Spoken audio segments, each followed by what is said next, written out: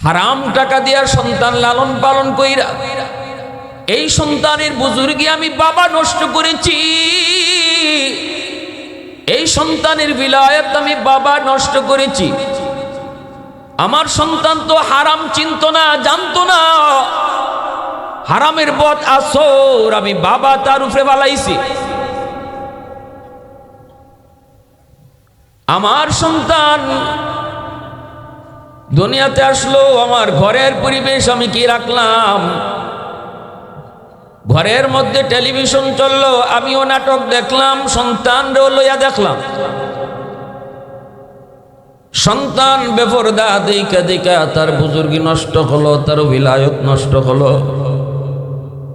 ঘরের পরিবেশে আমি আমার সন্তানকে ভিন্ন পথে পরিচালনা করেছি। আমার সন্তান যা দেখার কথা ছিল তা দেখে নেই, যা শোনার কথা ছিল তা আমি তারে শোনাই নেই। ঘরের মধ্যে আমার সন্তান দেখার কথা ছিল মায় নামাজ পড়ে, বাবা নামাজ পড়ে।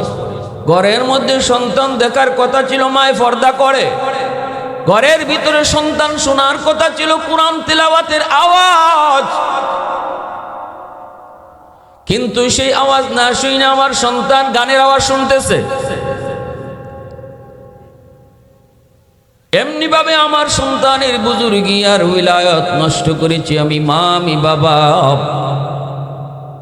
ভাইরা বন্ধুরার পরে আমার সন্তানকে আমি সালাম শিখাইবার কথা, আমার সন্তানকে আমি ঘুমের দোয়া শেখানোর কথা, খাওয়ানোর দোয়া শেখানোর কথা, আল্লাহর পরিচয় আমার সন্তানকে শোনাইবার কথা। একজন বাবা যখন তার সন্তানকে আল্লাহর পরিচয় শিখায় তখন আল্লাহর কাছে বিষয়টা এত ভালো লাগে। কেমন ভালো লাগে আল্লাহর কাছে। ওয়াইয ক্বালা লুকমানু লিবনিহি ওয়া হুয়া ইয়াইযুহু ইয়া বুনাইয়া লা তুশরিক বিল্লাহ। পবিত্র কোরআনুল কারীমের একখান সূরা আছে সূরা লুকমান। লোকমান হাকিম একজন আল্লাহর বহুত বড় ওলি। এই লোকমান হাকিমের নামে আল্লাহ সূরার নাম রাখছেন। এখন লোকমান হাকিম কেন এত দামি, এত সম্মানী? কারণ হলো লোকমান হাকিম শুধু বাবা নন, তিনি একজন আদর্শ বাবা। সুবহানাল্লাহ। লোকমান হাকিম আল্লাহর কাছে এত দামি কারণ কি? কারণটা আল্লাহ সূরার মধ্যে বলছে। আল্লাহ বলতেছে, জানোনি লোকমান তার সন্তানকে কি শিখায়? লোকমান হাকিম তার সন্তানকে ডাক দেয়, ও বাজার, আমি আল্লাহর পরিচয় শেখানোর জন্য যে ডাকটা দিছে, ডাকটাও আমি আল্লাহর কাছে পছন্দ লাগছে। এ বেটা, এইভাবে ডাক দেয় নাই, গরম সুরে না, নরম ভাষায় সন্তানকে ডাক দিয়েছে।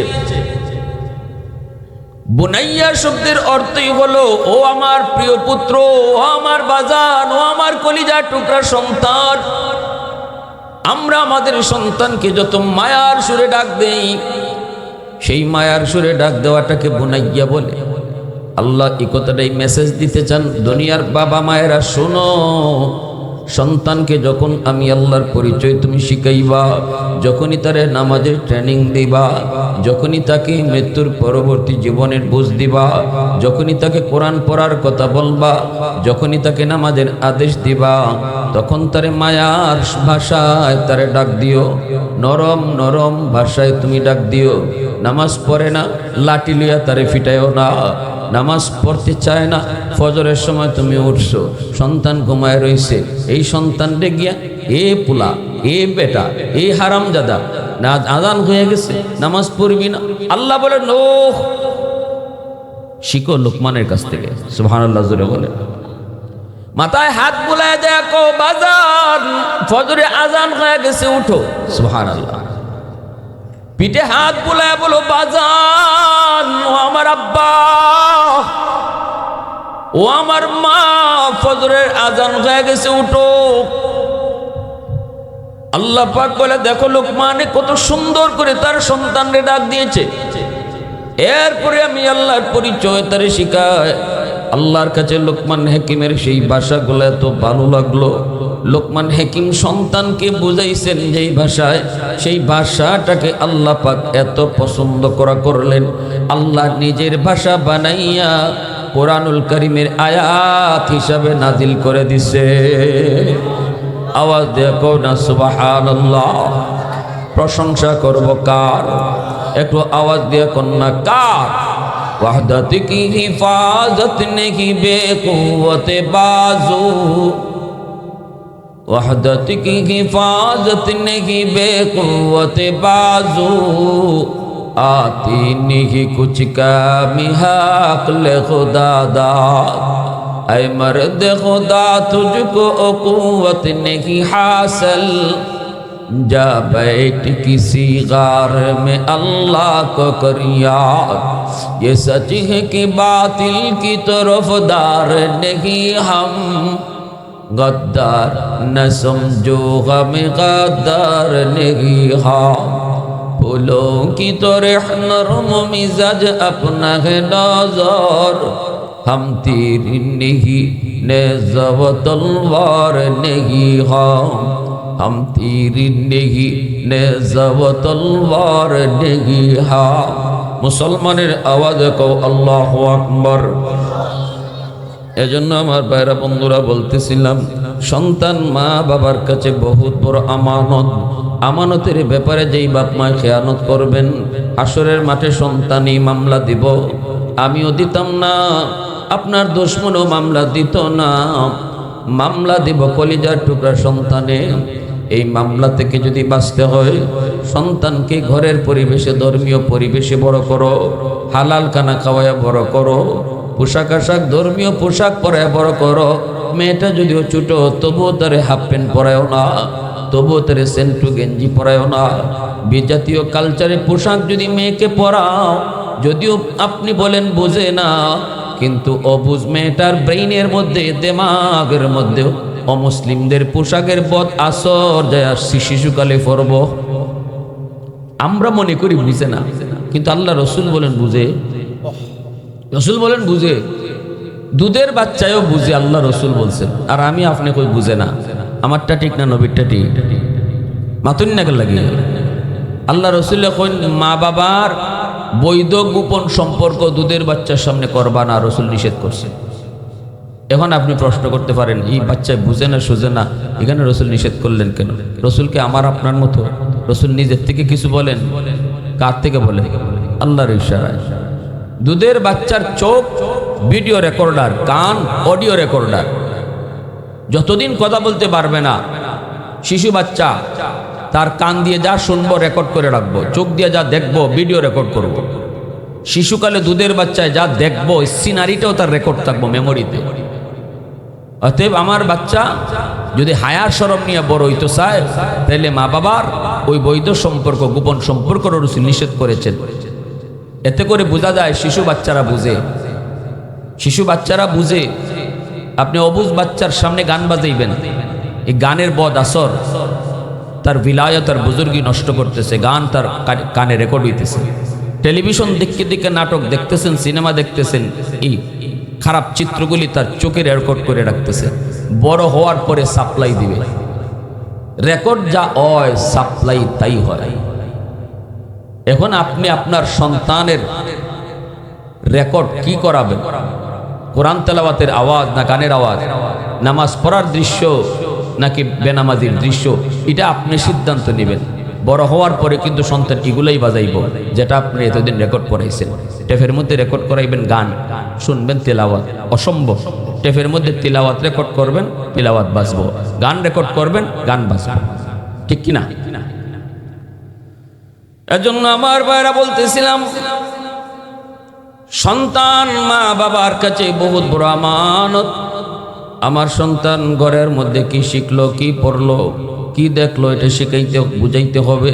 এখনো আমার মনে পড়ে আমার আব্বা, এখানে আমার আব্বার একজন সাথী আসছেন, আপনারা মাদ্রাসার সভাপতি সাহেব, কই সভাপতি সাহেব চিনেন আমার আব্বারে? আমার আব্বা জেনারেল শিক্ষিত একজন মানুষ, ইংরেজি শিক্ষিত, আলেম না, কিন্তু উলামায়ে কেরামকে মহব্বত করতেন দিল থেকে। বিশেষ করে খাতিয়ার সাহেব রাহিমাহুল্লাহ, কাত্যা শেখ সাহেবের নাম শুনছেননি? কাত্যা শেখ সাহেবের সাথে আব্বা এতেকাফ করছেন, জোয়ান বয়সে আব্বার ছিলেন। তখন থেকেই শেখ সাহেব হুজুরের খুব ভক্ত। সেই সুবাদে আল্লাহ আমার এই লাইনে আনছেন, নাহলে আমি এই লাইনে আওয়ার কথা না। আমার ফ্যামিলির কেউ এই লাইনে নাই, এই গোষ্ঠীতেই নাই, আমরা গোষ্ঠীতে এই লাইন নাই, সব হইলে এই লাইন। আমার আব্বার দ্বারা আমার আব্বার এক বন্ধু গেছিল, আমরা এই সময় একটা বাঙ্গাচুরা ঘর আছিল, 2টা রুমই আছিল। তা আব্বার সাথে আব্বার দ্বারা আব্বার বন্ধু বসা গল্প করতেছে, আমি শুধু তখন মনে আছে আমার ঘটনাটা, আজও মনে আছে, প্রায় 30 বছর আগের ঘটনা। কেন মনে আছে এটা বুঝবেন পরে। আমি আব্বার দ্বারা গিয়ে রুম থেকে ঢুকছি, কিন্তু সালাম দিতে ভুলে গেছি। বয়স আমার 7-8 বছর, একটা বাচ্চার বলই তুলতে পারে, সালাম দিতে ভুলে গেছি। গিয়ে ওই আব্বার কুলে ঘেসে ঘেসে বই, বাচ্চারা যেভাবে বসে বাপ মার কাছে গিয়ে ঘেঁষাঘেঁষি করে। তা আমি দাঁড়ো যেতে আব্বা আমার আস্তে করে ধরে বলতেছেন, বাবা সালাম দিলা না? আমি সাথে সাথে বলতেছি আসসালামু আলাইকুম ওয়া রাহমাতুল্লাহ। আব্বা বলতেছেন সালাম নিমো না।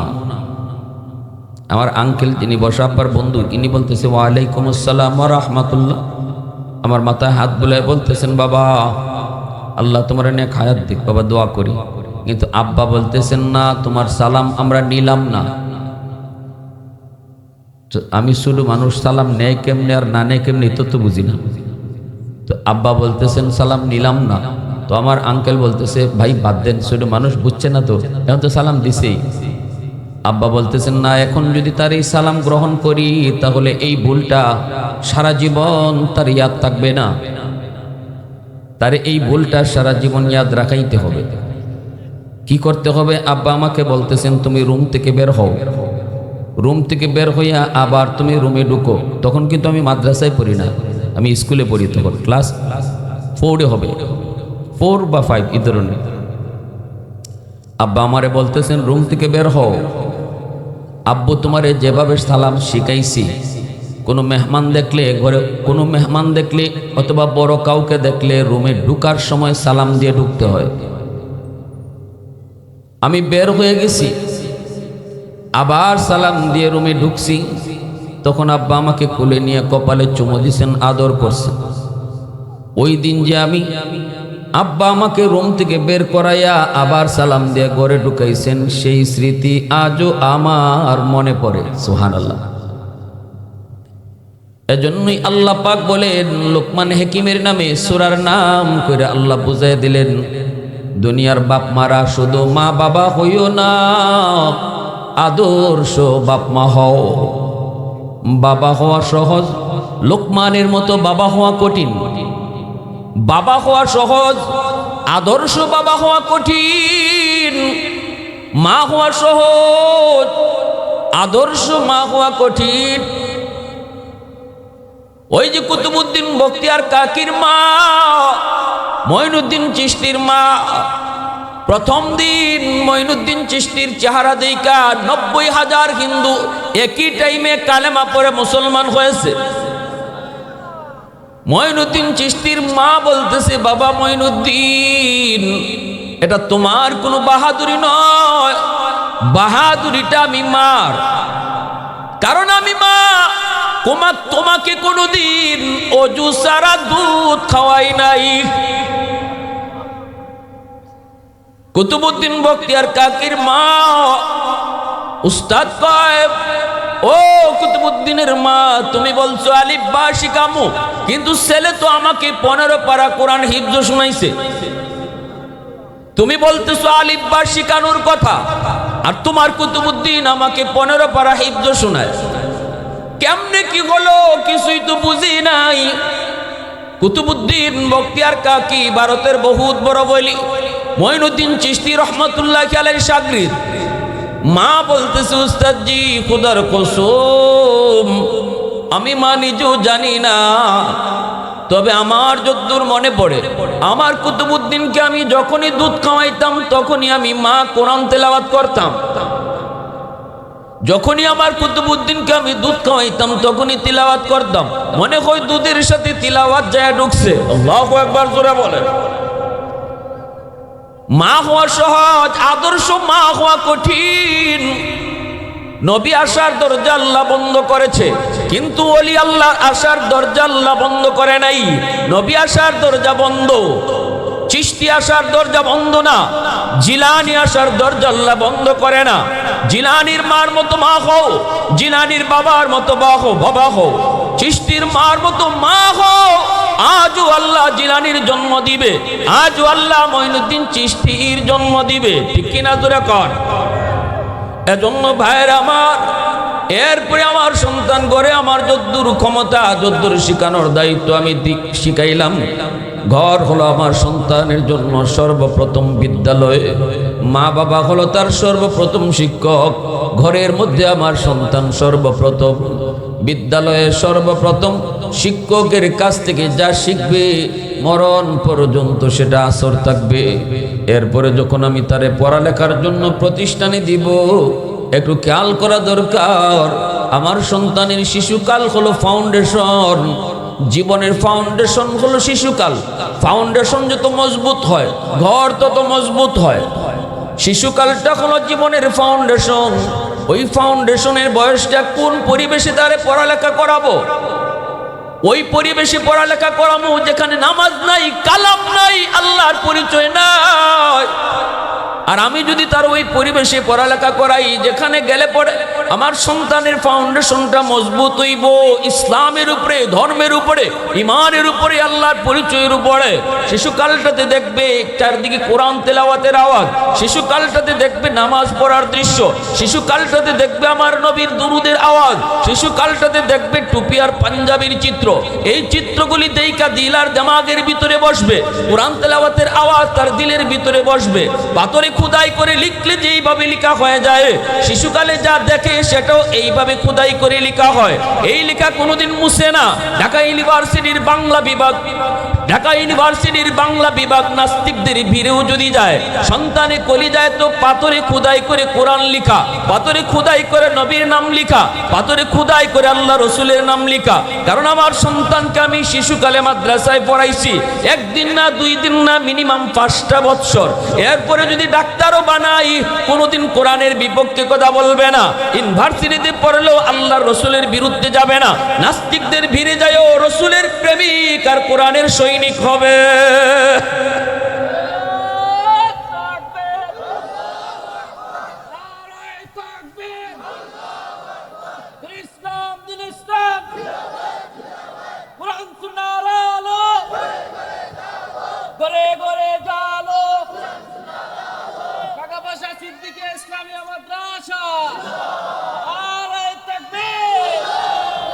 এজন্য আমি আপনাদেরকে পরিষ্কার বলবো, পড়ানো লাগবো।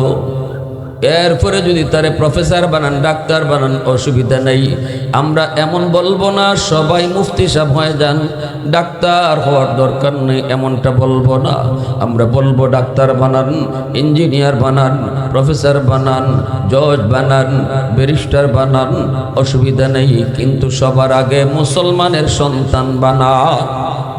মুসলমানের সন্তান যদি বানাইতে হয় মিনিমাম তারে 5 বছর নুরানি, 5টা বছর তারে মাদ্রাসায় পড়ান। আজকে নুরানি মাদ্রাসাগুলাতে 5 পর্যন্ত স্কুলের সমমানের ইংরেজি আর অঙ্ক পড়ানো হয়। শুধুমাত্র আপনাদের দিকে খেয়াল করে, কারণ আপনার ছেলে আপনি হাই স্কুলে পড়াবেন, 5 বছর মাদ্রাসায় পড়া যেন সুন্দরে হাই স্কুলে ভর্তি হতে পারে। মাদ্রাসার নুরানি বিভাগে ভালো ইংরেজি টিচারও রাখা হয়, অঙ্কের ভালো টিচারও রাখা হয়। কেন আমি আগডুম বাগডুম ফরাইতাম? ওই দেখা যায় তাল গাছ আপনার ছেলের সন্তানকে কেন শিখাইবেন? আপনি শিখাইবেন ওই দেখা যায় মদিনা, ওই দেখা যায় খানা কাবা।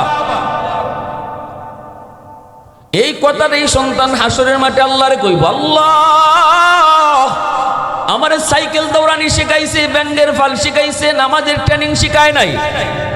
এমন জায়গা আমার আব্বা আম্মা আমারে পড়াইছে, আমার ওই দেখা যায় তাল গাছ দেখাইছে, কিন্তু একবারও ওই দেখা যায় মদিনা কয় নাই, ওই দেখা যায় খানা কাবা আমারে কয় নাই, শিখায় নাই, দেখায় নাই।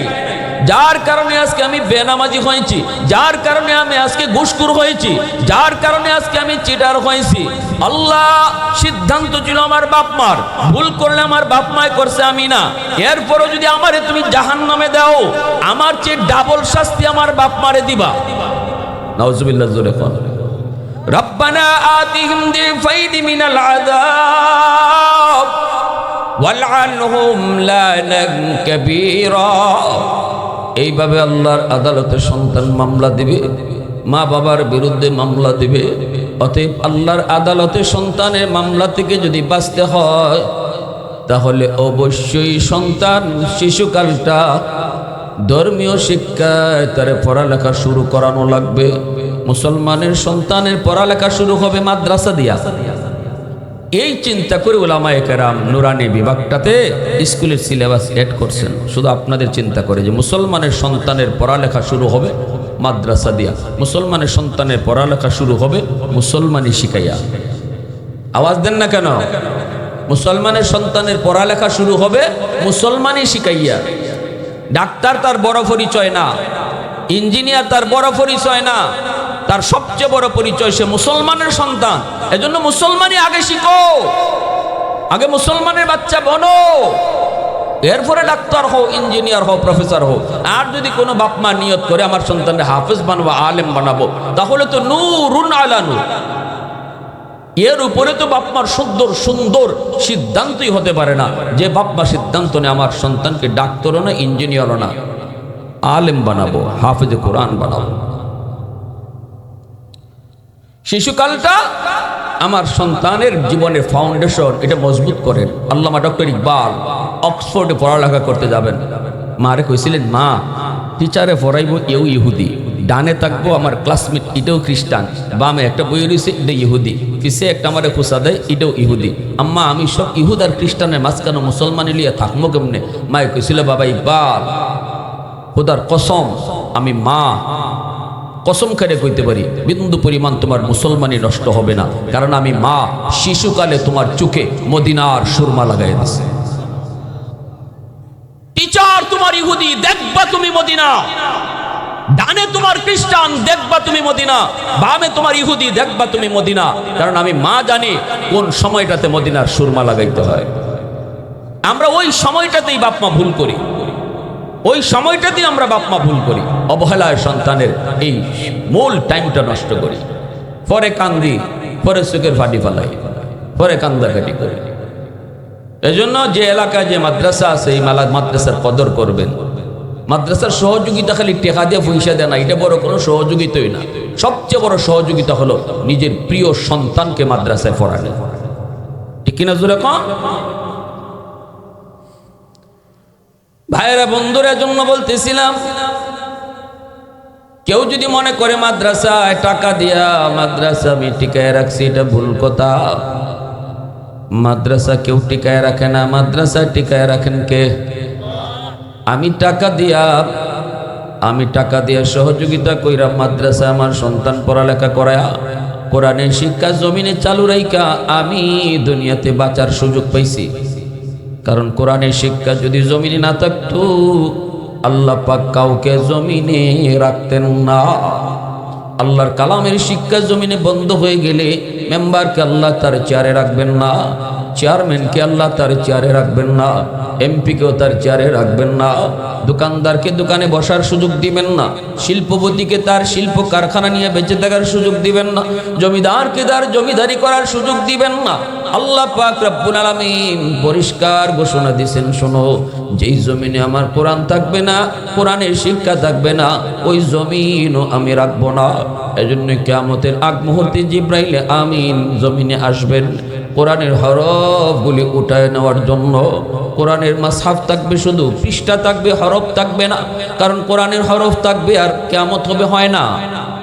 আল্লাহ বলবেন, জিবরাইল যাও জমিনে গিয়ে কোরআনের হরফগুলি উঠায় আনো। বাংলাদেশের মুসলমান কোরআন কইলা দেখবে হরফ নাই, ভারতের মুসলমান কোরআন কইলা দেখবে হরফ নাই, আরবের মুসলমান কোরআন কইলা দেখবে কোনো লেখা নাই।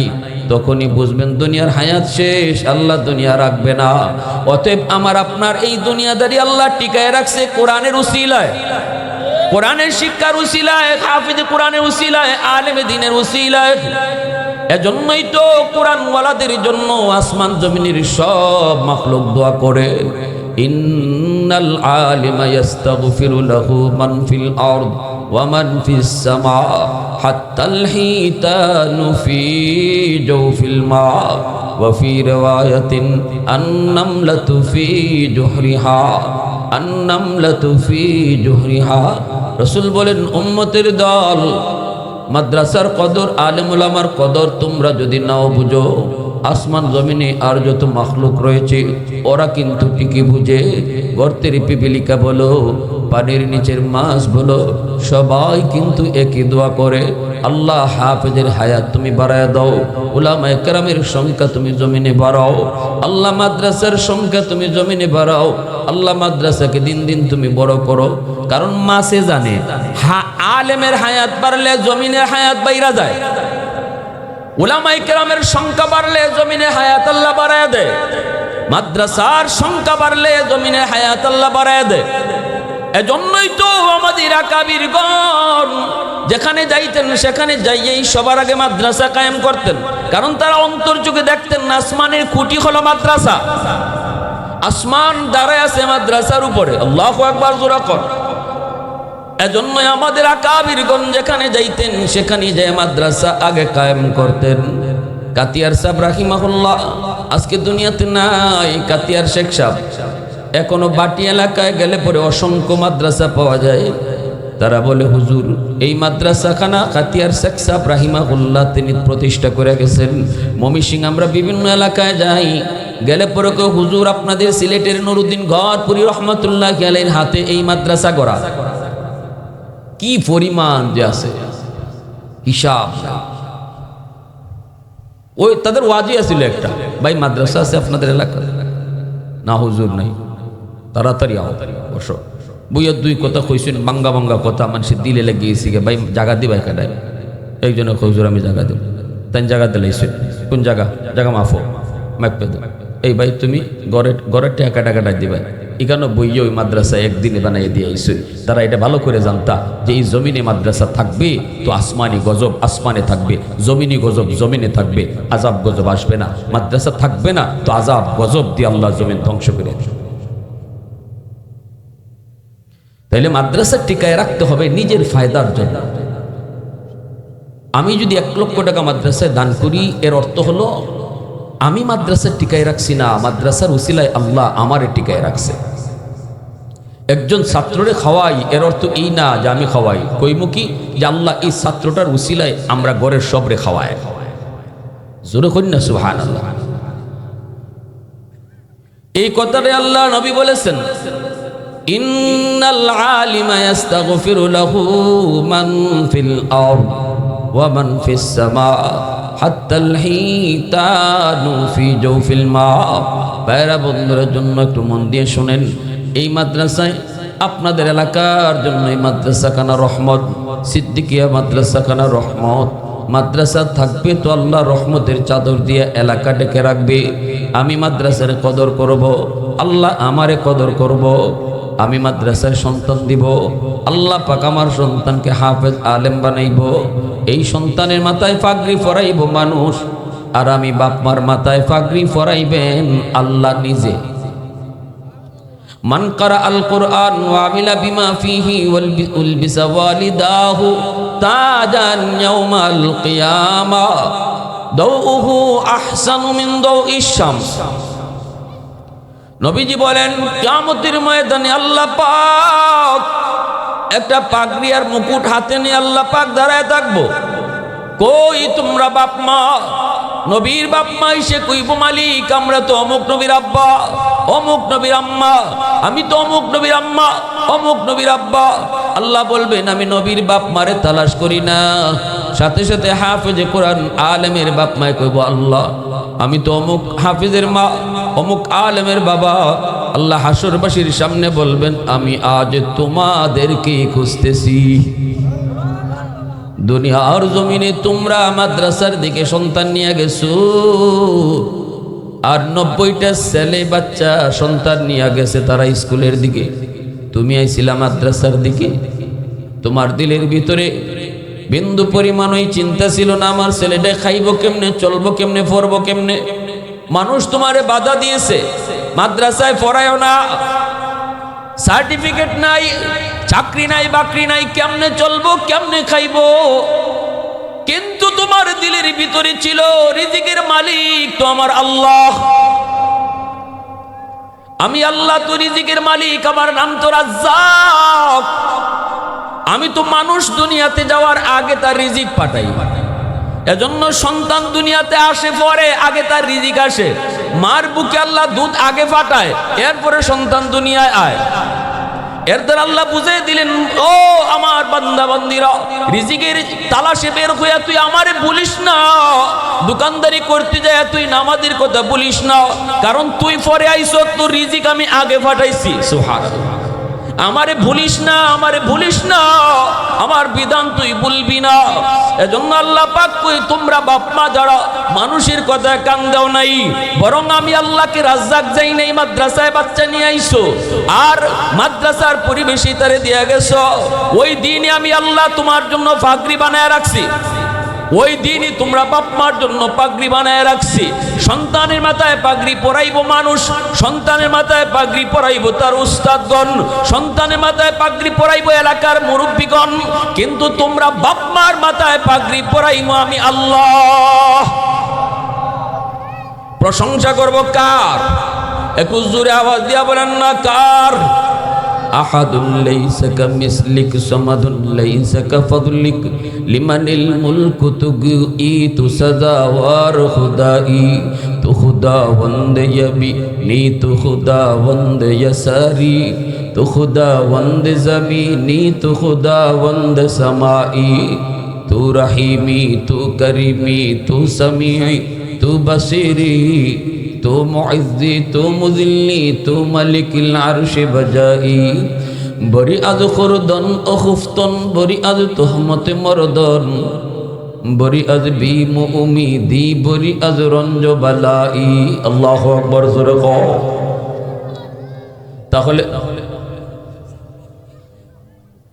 তাহলে মাদ্রাসায় সন্তান পড়াইলে লাভ আছে না নাই? মাদ্রাসায় সহযোগিতা করবো কেনে? মাদ্রাসার ফায়দার লাগি না নিজের ফায়দার লাগি? ওগলে মাতুরি না। মাদ্রাসা টিকায় রাখবো নিজে টিকে থাকবার লাগে। মাদ্রাসা কেউ বন্ধ করে দিত চায় যদি নিজের নিজে কুড়াল মারল। তুমি মাদ্রাসা বন্ধ করে দিবাই আর আল্লাহ তোমারে খাওয়াইব আরামসে, জীবনও না।